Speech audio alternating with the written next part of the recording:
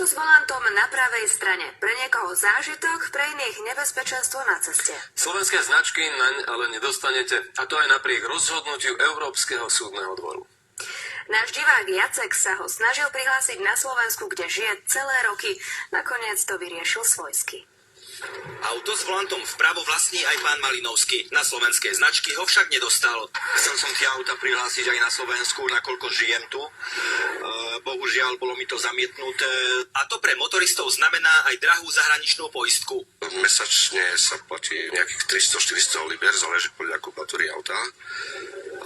U nás proste to vyjde ročne tak. Problém by sa dal vyriešiť jednoducho. Auto prihlásiť na Slovensku. Náš zákon to však zakazuje. Zvýšený počet takýchto vozidiel s pravostranným riadením na slovenských cestách by mal za následok aj zvýšený počet dopravných nehôd. Dôvody sú dva. Naše autá majú svetlá nastavené tak, aby svietili viac doprava a neosvetľovali oproti idúcich vodičov. U aut s volantom vpravo je to naopak. Druhým problémom je, že pri predbiehaní motorista nemá dobrý výhľad na to, či mu niekto nejde oproti. Iný názor ako naše ministerstvo dopravy má Európska komisia. Robiť problémy s prihlásením týchto aut na slovenské značky vraj nie je na mieste.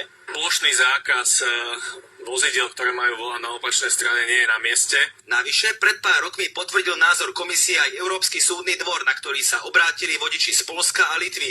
Podľa komisie je odmietnutie registrácie nelogické. V prípade, že naozaj takéto pravostranné vozidlá predstavujú bezpečnostné riziko, tak potom je na mieste otázka, že prečo potom takéto vozidlá vôbec môžu jazdiť na území daného štátu. Ani stanovisko komisie a rozsudok Európskeho súdneho dvoru naše ministerstvo zatiaľ nepresvedčili.